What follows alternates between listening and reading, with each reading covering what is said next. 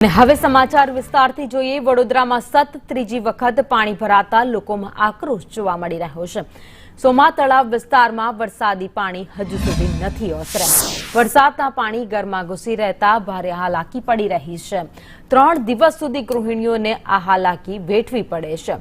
શાસકો અને સત્તાધીશો સામે સવાલ ઉઠાવ્યા, આ સાથે જ રોષ પણ વ્યક્ત કર્યો છે। ચૂંટણીમાં મત આપવાનો પણ બહિષ્કાર કર્યો છે। કરોડો રૂપિયાની નુકસાન વેઠવાનો વારો નાગરિકોને આવ્યો છે। પદાધિકારીઓ તો ઠીક, કાઉન્સિલર પણ જોવા માટે નથી આવતા તેવા સ્થાનિકો આક્ષેપ કરી રહ્યા છે। કાઉન્સિલર પણ જોવા નહીં આવતા લોકોનો રોષ અત્યારે ભભૂકી ઉઠ્યો છે। રહીશોને તંત્ર દ્વારા કોઈ પણ પ્રકારની સુવિધા આપવામાં નથી આવતી।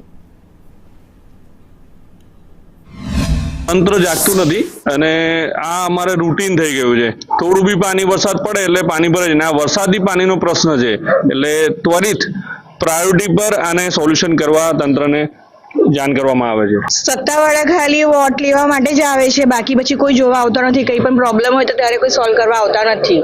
અત્યારે દિલાસા આપે છે કે કરીશું, પછી જેવો સમય જાય છે એવું બધા ભૂલી જાય છે। તંત્રને આને નિરાકરણ માટે કોઈ ઇન્ટરેસ્ટ નથી। આનું નિરાકરણ શક્ય છે। આ જે વરસાદી કાસ્ટ છે જે શ્યામલથી અહીંગાડી આવે છે અને અહીંગાડી ડેડ એન્ડ આપ્યો છે।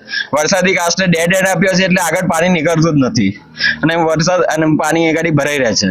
4 ઇંચ વરસાદ હોય કે 11 ઇંચ વરસાદ હોય કે 1 ઇંચ વરસાદ હોય, એની કાંસ બી પૂરાઈ ગઈ છે। આગળ જે જલારામ નગર નંદ નિકેતન ગાડી છે જેની જોડાણ કરવામાં આવે। વોટ તો હવે આપવામાં આવશે જ નહીં, કોઈ નહીં, કારણ કે કોઈ આવવા માંગતું જ નથી ને અહીંયા જોવા બી નથી આવતું, નથી દૂધની થેલી બી નથી આવતું, કે પડીકા બી નથી આવતા, કે પાણીની બી નથી આવતું।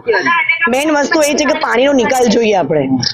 ઘરમાં પાણી આવે તો કેવી પરિસ્થિતિ છે? કેટલા દિવસ પાણી રહે છે? પાણી 4 દિવસ પાણી રહે છે, મિનિમમ 4 દિવસ રહે છે, અને અઠવાડિયે તો ઘરની બહારથી નીકળે છે બધું, ગલીઓ ફૂલ ભરેલી હોય છે। નાના છોકરાઓ બહુ હેરાન થઈ જાય છે અને ઘરમાં પાણી બી નથી હોતું પીવા માટેનું। પછી એટલું એવું લાગે છે કે એકલા માણસ, એકલી લેડીઝ ઘરમાં હોય ને પાણી આવી જાય તો સામાન કેવી રીતે ઊંચો કરે, એટલું હેરાન પરેશાન થઈ જવાય છે, પણ કોઈ જોવા બી નથી આવતું અહીંયા।